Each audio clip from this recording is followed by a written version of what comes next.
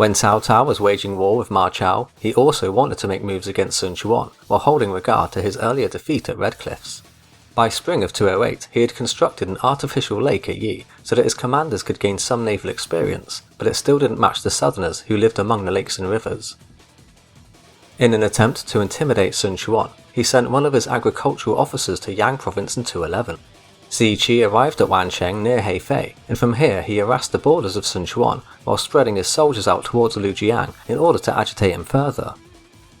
Lu Meng tried to induce Xi Qi into surrendering, but he failed, so he launched an attack instead.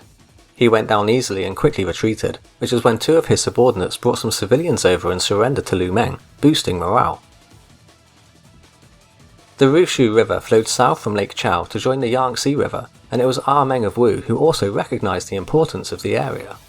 In 211, he agreed with Sun Quan to build a large naval base, but also wanted to fortify the near and far banks of the river.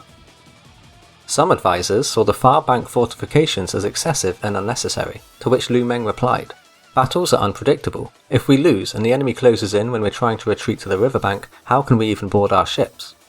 Thus, Ruxu became one of Sun Quan's most fortified holdings, a harbour capable of housing a significant fleet.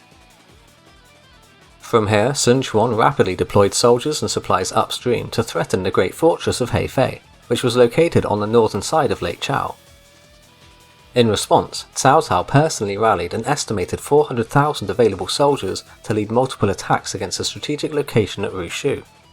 Sun Quan perhaps attacked from the front line, while the administrator of Wancheng, Zhu Guang, also came to assist. They destroyed Sun Quan's camp on the west bank of the Yangtze and captured Gongsun Yang. Upon learning of the incoming invasion, Sun Quan led an estimated 70,000 men some 75 miles upstream from his headquarters at Jianyi, but also ordered Lu Meng, Ling Tong, Gan Ning, Zhou Tai, Xu Sheng, and Zhu Ran to join him. If Cao Cao could secure Ruxu, he would gain three objectives. First, he would secure a bridgehead to cross the Yangtze at will. After crossing, he could disrupt communications between the Sun-Liu alliance, while also being in a position to attack Jianyi itself. This made Ruxu's importance a matter of life and death for Sun Quan, as losing it could very well mean losing everything. Lu Meng helped Sun Quan command the armies by sending the soldiers to strong positions at the fortresses.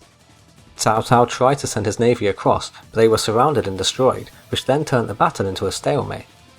After a flood that occurred not long into the battle, Lu Meng came up with a defense plan consisting of readying warships at the dock.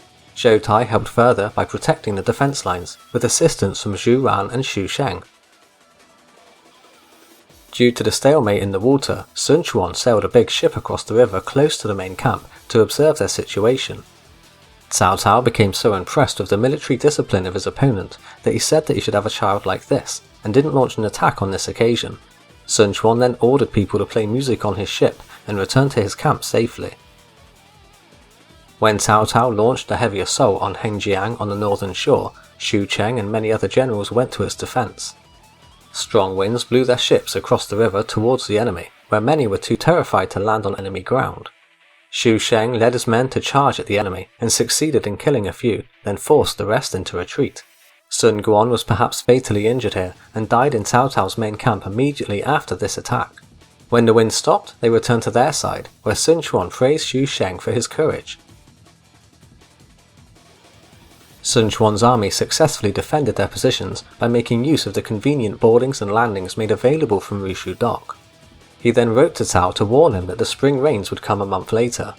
Upon reading this, Cao had to take his advice, so gave up and retreated back north, whereafter many people along the Yangtze fled south. In a moment of bursting energy, Lu Meng took Ling Tong and Gan Ning with him to take control over Wancheng and Lujian, with the exception of Wan County in the immediate area, which then became abandoned.